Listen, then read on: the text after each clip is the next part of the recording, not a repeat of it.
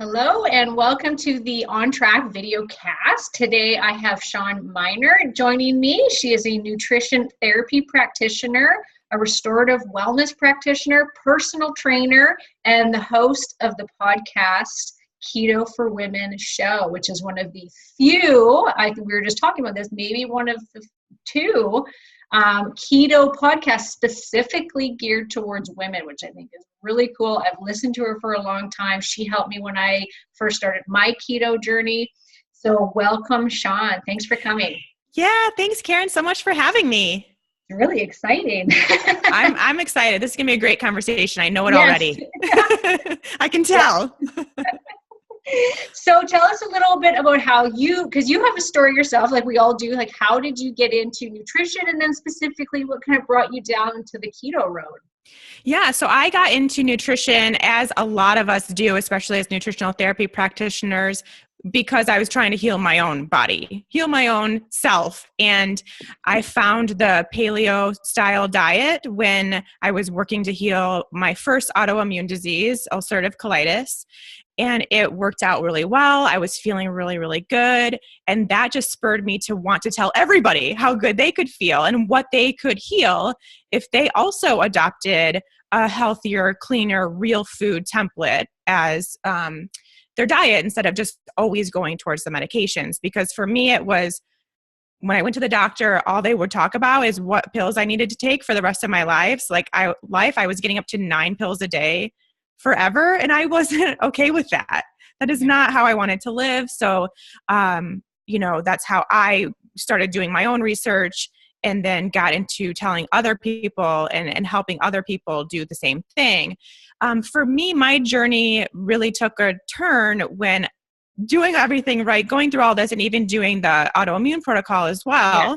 And I had done that for about a year and got some additional improvements, but then all of a sudden, things started to get slowly worse. I began developing these other really random symptoms that I could not explain. Nothing would make sense. So for me, it was intense brain fog, crazy fatigue, like to the point where I just spent all day in bed, which was very rare for me. That's, as a personal trainer at the time, it was like not okay.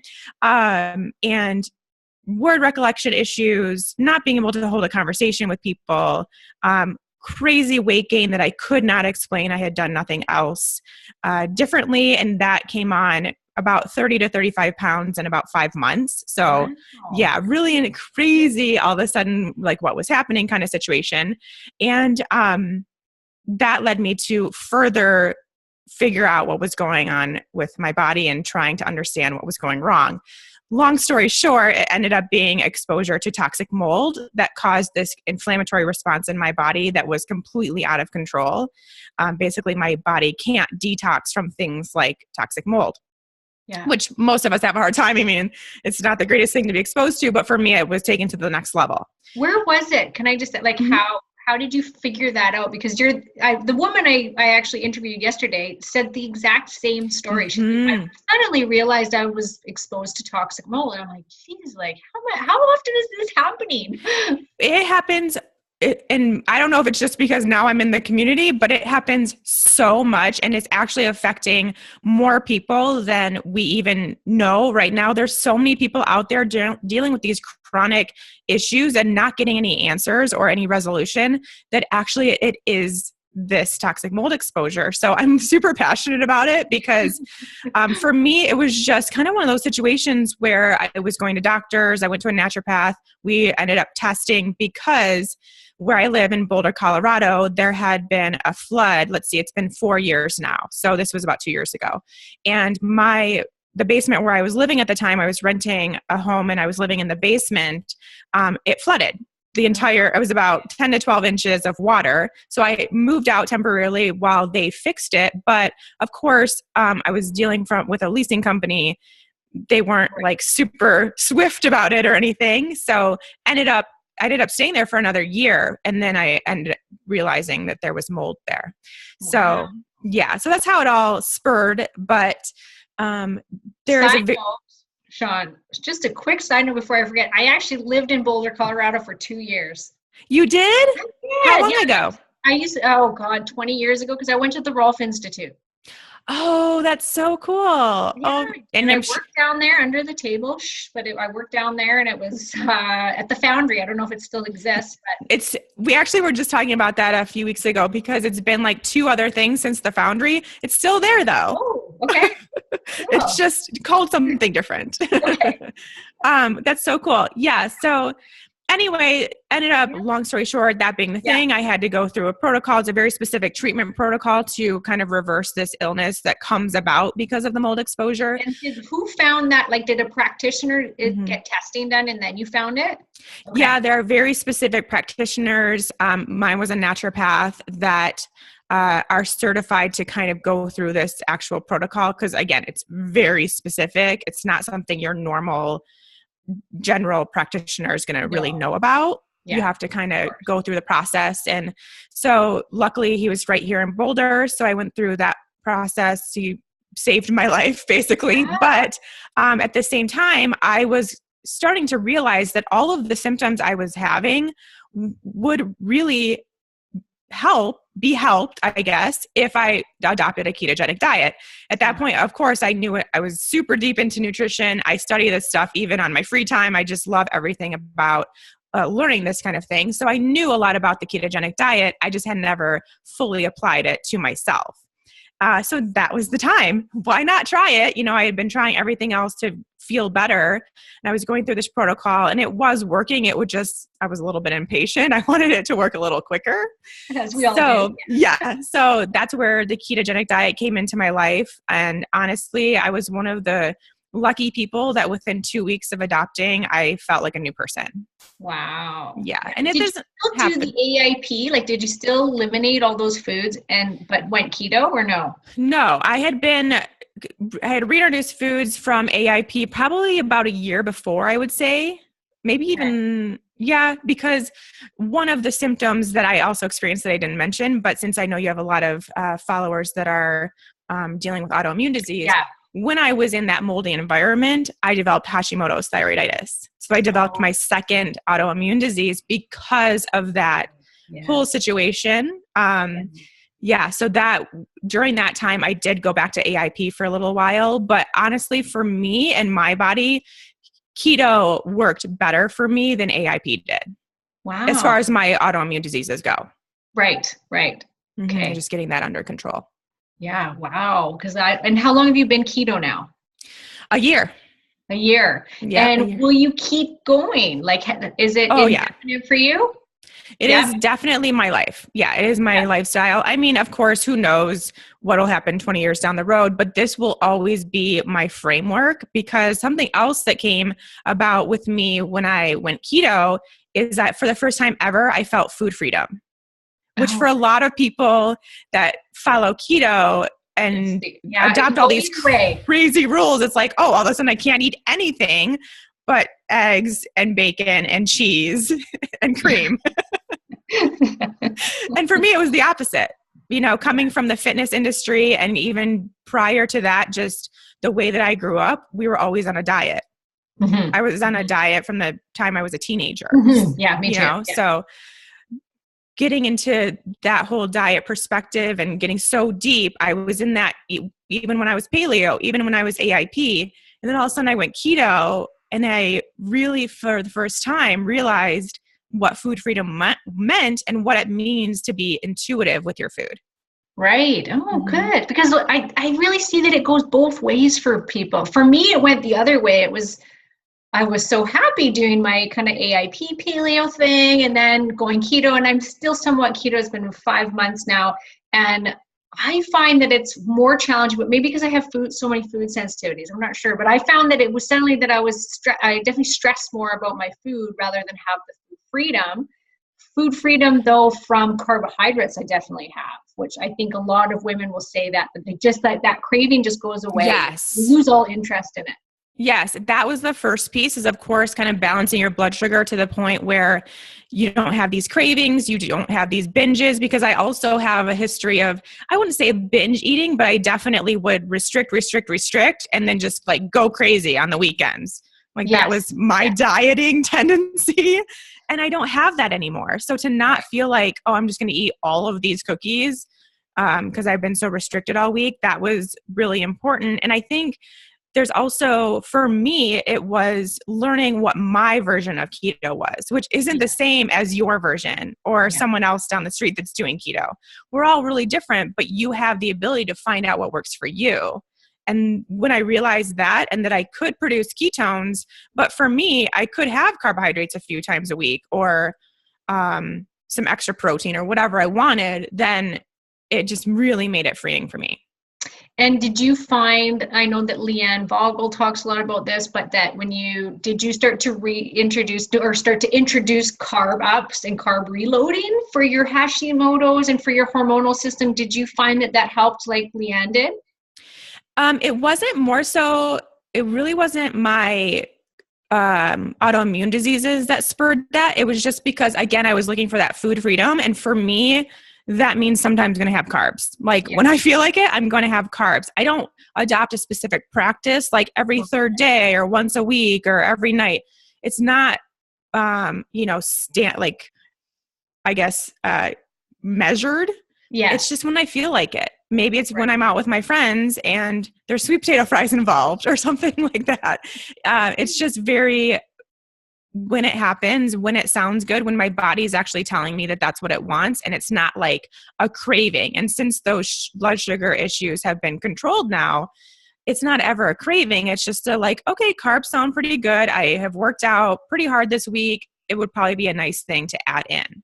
Yeah. Yeah. I always find mine gets worse right around my period. And then I kind of save it for that. Like you said, I listen to my body and come near my period. Then I know that I need more carbs and I'll have more carb ups it feels good. It makes me feel a lot better, basically. Yeah. And that's when you know that it works for you. And that's also when you know that it wasn't this, like, I gave into my cravings kind of situation.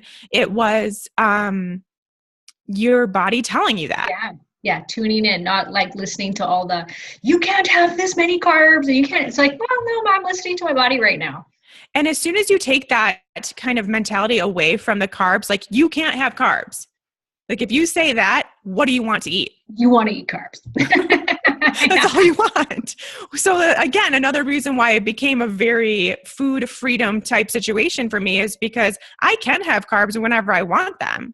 Yeah. But I just genuinely don't want them that often. Yeah. I prefer fat. Yeah. And so what has it done and what have you found for your clientele for people that have hormone dysfunction? Because there's a lot of different camps, of course, as always, that say that things get worse. Like some women seem to get worse hormonal symptoms from going keto, but then others seem to heal from it. Yeah. So there is kind of that spectrum. First of all, I think it's great for your hormones, especially as women. I think the biggest thing is balancing your blood sugar. When you have adrenal, hormone, thyroid, any issues like that, balancing your blood sugar is so important. And really the best way to do that is to decrease your carbohydrates and boost up your fat a lot. That will be the best way to get those hormones in check, to get your blood sugar in check, down the line, your hormones in check. Another thing that I think is really huge where the ketogenic diet works in our favor hormonally is to eat enough food.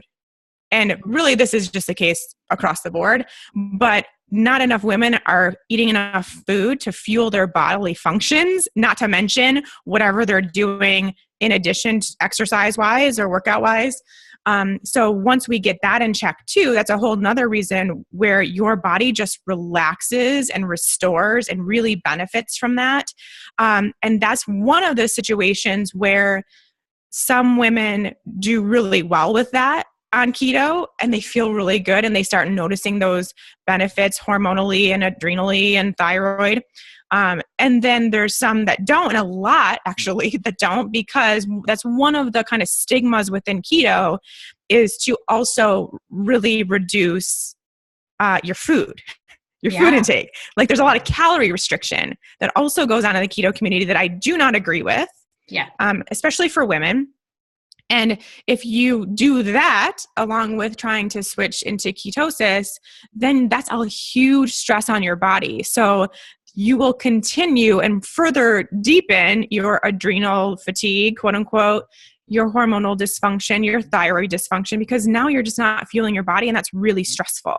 So it's like you have to do keto in this kind of more specific way for women, which is lots of fat, lots of food, reduce that stress, make sure you're getting into ketosis, which is different and a lot harder for women, honestly, than it is for men. So make sure you're actually producing enough ketones to where that's a very safe environment for your body, because ketone production is safe and it does promote this sense of homeostasis in your body and comfort. And that's really healing for your adrenals, thyroid, hormones. But you have to get there too. So a lot of women that I see say, well, I'm in ketosis and it's not working. And it's like, well, are you? Have you tested? Do you know that? Or are you just assuming because you've been eating, you've been kind of following these rules for, a couple weeks. And so now you're just assuming that. So it's different. Yeah, absolutely. Yeah. And what's your favorite way of testing when first starting out? Blood ketones are definitely the gold standard for sure.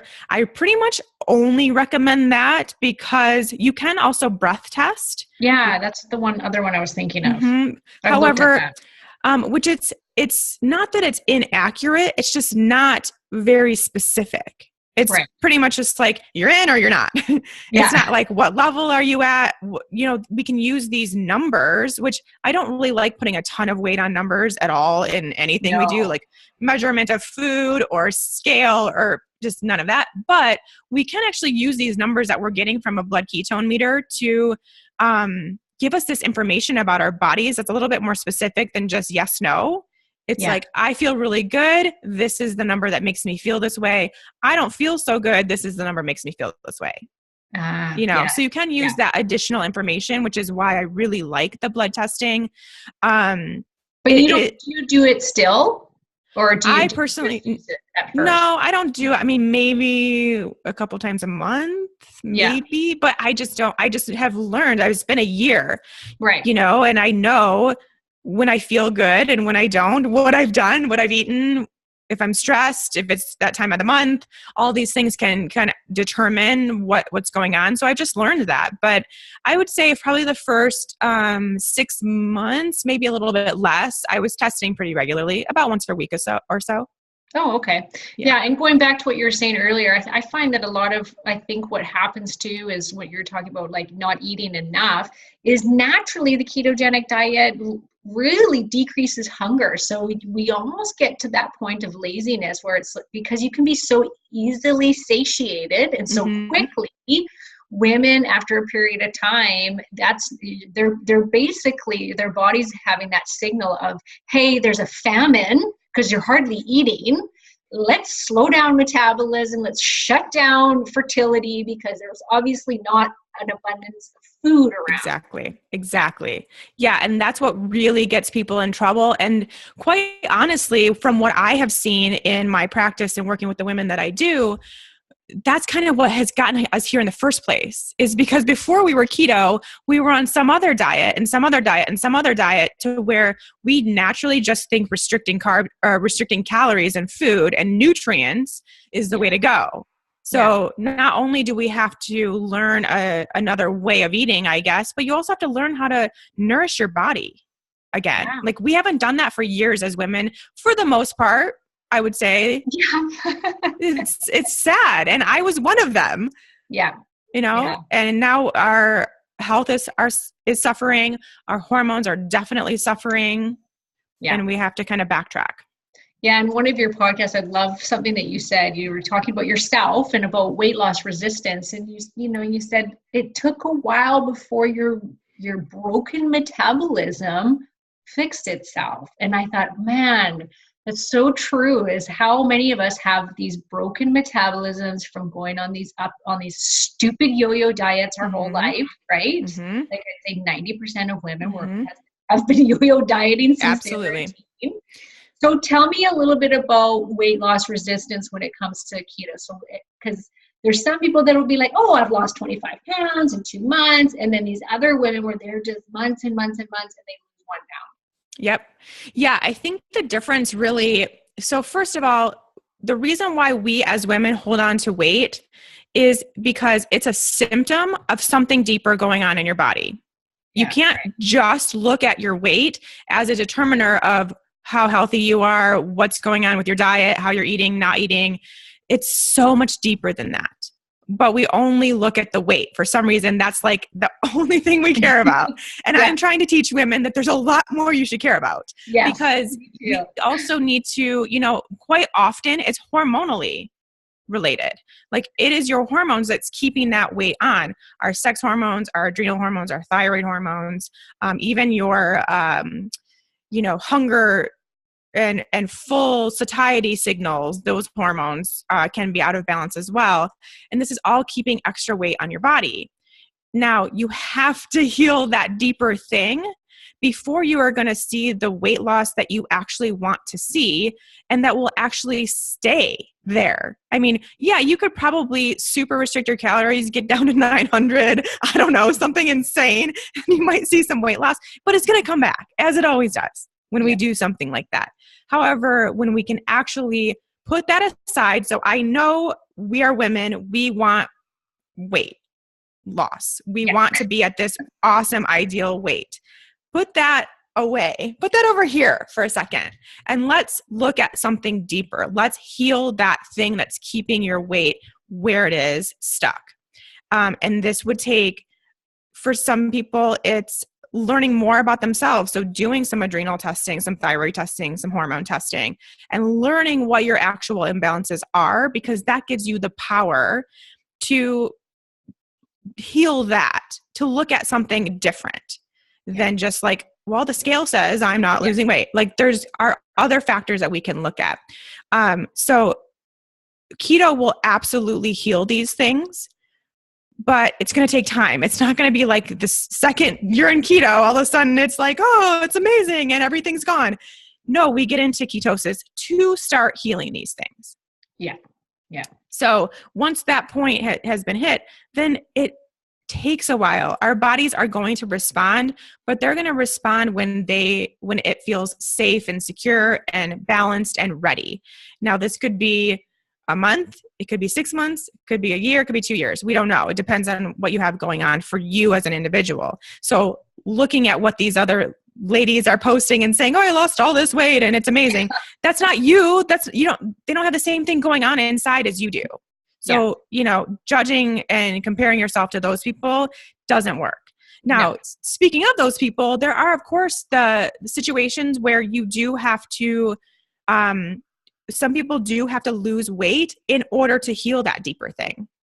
Mm-hmm. So if there's some sort of insulin resistance, obesity, PCOS, diabetes, anything like that, then, and they're potentially coming from a pretty high carb, high sugar diet and then going keto, they're going to see weight loss because that's part of healing that deeper thing. Right. But for a lot of us who have, say, estrogen dominance or adrenal fatigue, get those balanced and then you will see the weight come off. Now, the only one thing I want to say about that is that what you think, what you've determined your ideal body weight is more than likely not what your body has determined your ideal body weight is. In order to stay and be healthy and balanced and feel really energized and sleep really well and all these things that we want in addition to this weight loss. Yeah. It might be a little different. So keep that in mind too. You just might have to let go of that certain number or that certain type of body you want to be, because that might not be where you feel the healthiest. And I have a personal experience with that. I was, like I've mentioned, in the fitness industry for a really long time. I worked really, really hard to have a certain body fat percentage forever. I had to maintain it. But I had to really put my body through a lot to get it there. Yeah. And I wasn't healthy. I was miserable. I was exhausted. I lived off coffee and sugar and energy drinks because it's just bad. And I developed autoimmune diseses. So, was that worth it? Probably not. Yeah. Right. And now I'm like losing my first, when I finally got to this healthy weight that I'm at now, And suddenly realizing that, like going, oh, I think I just have to be happy here because I'm not willing to do what it would take to get lower. I'm not willing to work out more. I'm not willing to starve or restrict myself on food. I want to eat what I'm eating. I'm happy. And it was like this, it was the first time in, 35 years where I could just finally let that go. And it was so liberating. Oh, it's like the best feeling when you're like, you know what? I'm just going to be happy here. Yeah, because I'm not going to do more. Like it's not what I thought, but it's going to have to do. I still have some issues here, but that's okay. Yeah, it's a very nice experience. And what is interesting is that I've actually helped women release that mentality. Yes. And what's so fascinating is then the second you do that and legitimately do it, then all of a sudden you lose 10 pounds. Yeah. Because just like the stress of you focusing so much on how you want your body to look, just that stress right there is holding more weight on. Yeah. Yeah. I get so many. This is what the one that always gets me is when women will come in and they'll say, for my wedding, I was 125 pounds. That's what I would like to get down to is that again. And I'll say, well, how long did that last for? Probably a couple months. Yeah, exactly. You were not maintaining that easily. No. And here's this woman that's now 45, and I'm like, yeah, okay, this is not going to happen. It was never your normal weight to go down to 125. Even if you got there at one time, you got to let that go. And same with when women age. I think it's natural to accept the fact that it will be harder to lose weight. So you may want to bump your number up. Yes, totally. And that's another thing with the wedding also comes, well, when I was 20 or when I was 25, I weighed this. And it's like, well, now you're 45. That's going to change. Yeah. Like it's just a natural part of an aging woman that your metabolism is going to change. Yeah. And that's fine. Yeah. Totally. So just we're not fine with it when it happens, but yeah, right. Like I know it's not the most fun thing, but we have to accept that it's reality. Yeah. Yeah. And so as far as women going into menopause, is ketogenic a good choice as far as weight loss goes for women going into menopause? Yes, it is. I think a great choice. Again, if you can get to the point where you're eating enough food, eating enough fat, working on your stress levels, all that stuff, because a lot of women go into this menopausal state already stressed out, already imbalanced, with adrenal fatigue, with imbalanced hormones. And then that's what makes menopause suck. Yeah. That's what makes it not good. So if we can even a few years before start approaching that with this more holistic, nurturing process where you've already started working on your adrenals and hormones and gotten this balanced homeostasis going on in your body, menopause will be a breeze. Yeah. It will be a breeze. And then you can just continue right on through menopause, doing what you do. You will probably notice a lot less side effects than your friends who aren't eating keto. Yeah, agreed. Yeah. And when they're like in your practice, what do you see is the most common when it comes to those factors of weight loss resistance? What are on the top of the list that's causing the weight loss resistance? Broken metabolisms. Yeah.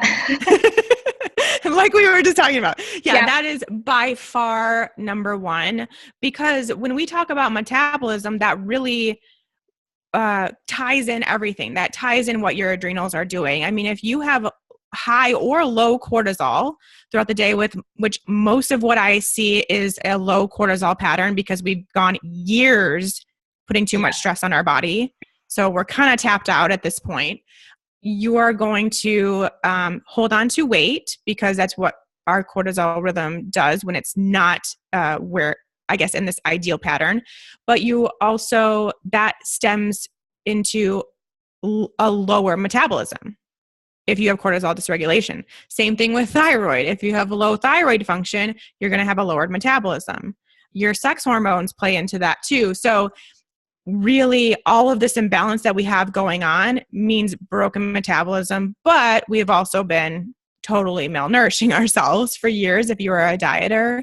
Yes. If you are someone that has over-exercised, you've also played into that. Over-exercising and under-exercising can do that. Not giving yourself enough rest, being too stressed, not giving your body any self-care, self-love, all of that stuff plays into our metabolisms, which is crazy to think about, but it happens. And so then we really have to work on what we can do to build it back up.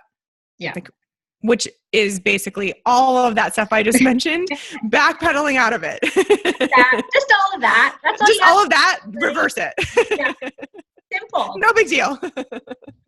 Yeah. So yeah, that's definitely the hardest and the biggest one. I would say overall being too stressed out and too negative almost. It's like we just talked about it. Yeah. It's amazing what negative emotion and negative thoughts about your body and you as a person and what you're telling yourself, what all that can do for weight loss resistance. Yeah. So I would say those are the biggest things. I mean, it's not as much as you would think, like PCOS or low thyroid or Hashimoto's or all these things that we hear about being kind of known factors to having weight gain.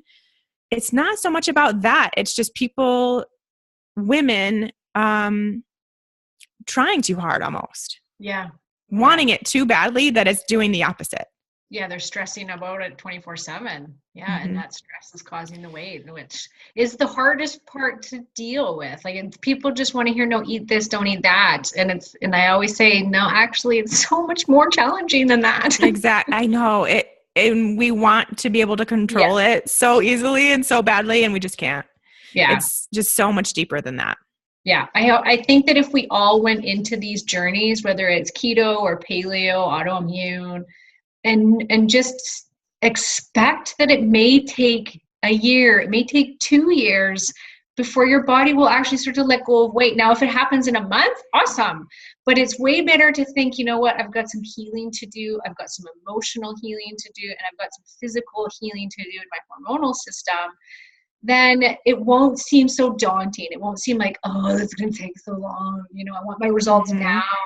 I think if we could just get women to just openly say, okay, let's just work on myself for the next year, getting these things in place, these tools in place that will help heal my system.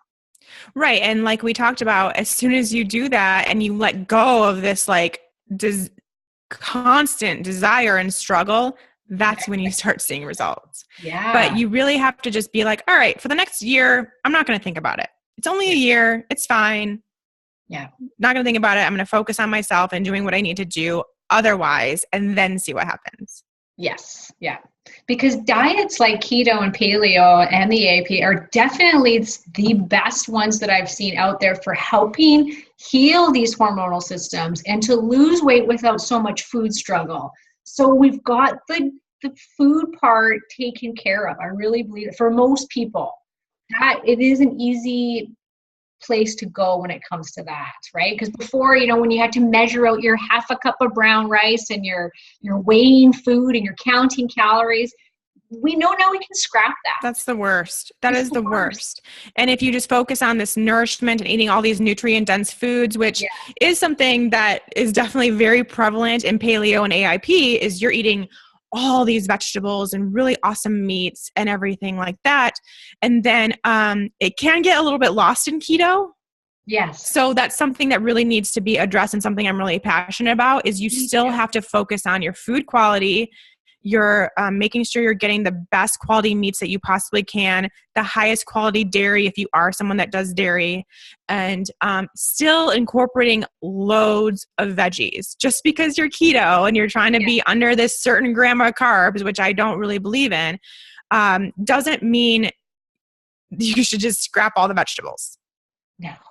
You know, like we still need that color on our plate, the leafy greens. And even if, like we were talking about before, I think we even started recording, the carrots, if you happen to want carrots. It's okay to have a carrot. It's okay. It's okay. I promise. It's going to actually be really good for you. So you can loosen up the restriction on the carbohydrates a little bit with keto and get in more veggies. You are doing yourself a favor. Absolutely. I follow Terry Walls a lot. I don't know if you do, but she's Mm-hmm. my fave because she's got it down. It's keto with loads of veggies to feed that gut microbiome, to get all those nutrients in. And it's hard to get that much vegetables in, but once you start doing it, once you get it, then it gets easier, right? But that's the road we need to be going down. We don't want to subsist on just bacon and cheese forever. Exactly. Right. And what I tell people and what I really believe, and this is what happened with me, is I actually eat more veggies now on keto than I did when I was paleo, because it's such an easy way to get more fat.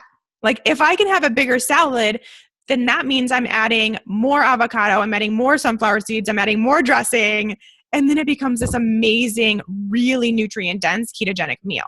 Yes, agreed. I love it too. I definitely eat more now than I did before on paleo. Yeah, 100%. Yeah. And because you crave it. I find I really started to crave it more. Me too. Because all the fat can get heavy. So that was the balance with it is nice. Even some berries and stuff like that. I feel like that really helps my keto diet. So. Yeah, like berries with coconut cream is such a yummy snack. Yes, it's my favorite. And it's still keto, even though there's fruit in it. It's still keto. So before we run out of time, what is the most common keto mistake that you're seeing women making? Is that probably it, what we just talked about? I would say it's kind of a tie between not eating enough food overall, like we talked about, and not eating enough fat and assuming they're in ketosis. Yeah. Right. Well, so basically that's three that I'll have a three-way tie, I guess. But they kind of all go hand in hand, because if you're not eating enough food, it's going to be hard for you to get into ketosis. If you're not eating enough fat, you're not going to be in ketosis. So if you focus on those two things, that really will be the easiest way to make sure you're in this you're producing enough ketones to get your body into this healing mode. Yeah. Great. Yeah. Okay. I'm going to end it there, even though I think we could talk for another hour. I know. It's such a fascinating topic, specifically like talking to the ladies out there. Yeah. And I get so when I get to talk to people and do these interviews, I get so excited because it's somebody that's just as nerdy as I am about nutrition. Exactly. Like we find this all so fascinating. But we really do. But yeah, so tell us about your podcast. Where can people find you and what's it called? And just one more time. Yeah. So my podcast is called Keto for Women, the Keto for Women show. And it's on iTunes, Stitcher, YouTube, basically anywhere you want to go to where you normally listen to things. It is there, which is great. Where can people find you too? I'm at ShawnMynar.com, just my first and last name. That's my website. You can learn everything about me, what I do. I do have a course specifically for women and transitioning them into a ketogenic diet safely and effectively and with enough food and with enough fat, learning how to be intuitive, everything we basically just talked about. I have a course specifically for that. And just learn more about me. I have recipes and things like that over at ShawnMynar.com. Awesome. Which I love. And listen to the podcast if you get a chance. Go in there and you're going to go on like binge listening when you start going through her podcast, because there's so many great topics in there. So thank you so much for coming to talk to me. Thanks for having me. It was really, really fun. Thank you. Awesome. Well, have a good weekend because we're on the weekend. So I know. Yeah, you too. Bundle up here. It's cold. Yes. Okay. We'll talk to you later. Okay. Bye. Bye.